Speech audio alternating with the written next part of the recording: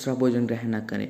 जब पहला भोजन पूरी तरह से पच जाए यानी डाइजेस्ट हो जाए तो उसके बाद आपको अगला भोजन ग्रहण करना चाहिए, अगला भोजन आपको ग्रहण करना चाहिए। तो यही चौथा पॉइंट है। मतलब चौथा पॉइंट ये कहता है कि भोजन पूर्ण होने पे, पच जाने पर ही भोजन ग्रहण करना चाहिए।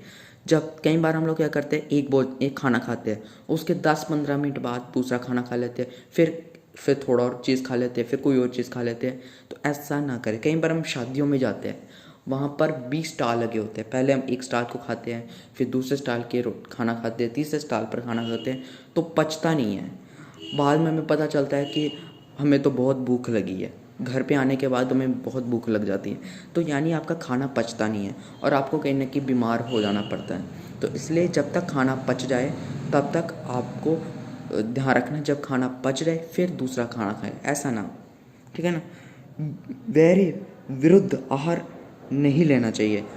वैर विरुद्ध का मतलब होता है कि आपके बॉडी में एक सीमन होता है, वीर्य होता है, तो जो कि आपके शरीर को जीवन शक्ति प्रदान करता है। जीवन शक्ति से रहित भोजन आपको ग्रहण नहीं करना। मतलब जैसे नमकीन हो गया, चटपटा हो गया, फास्ट फूड हो गया, समोसा, मोमोज, कलाड़ी कुलचे, ऐसे चीज़ों का ग्रहण ना करें। ठीक है ना। इष्ट देश में या इष्ट उपकरणों में ही आहार ग्रहण करना चाहिए। इष्ट उपकरण क्या होते हैं? जैसे लकड़ियों में आपको भोजन ग्रहण करना चाहिए, लकड़ियों में पकाया गया भोजन ग्रहण करना चाहिए। ऐसे आपको भोजन ग्रहण करना चाहिए जो भगवान को भोग लगाया हुआ हो, ऐसा आपको भोजन ग्रहण करना चाहिए। इसलिए जितने भी लोग मेरी इस चीज़ को सुन रहे हैं, उन सब से मैं ये कहना चाहता हूँ, जब आप सुबह भोजन पकाते हो तो उसमें से 10% भोजन भगवान को डोनेट कर दें, तो आपके लिए बहुत सर्वश्रेष्ठ होगा। यानी इष्ट उपकरण का मतलब ये होता है कि भगवान दैविक उपकरणों से, दैविक उपकरण कौन से होते हैं? जैसे लकड़ी होगी, बालन हो गया, ऐसे वाला आपको भोजन ग्रहण करना चाहिए। लेकिन आजकल ये चीज़ कम है।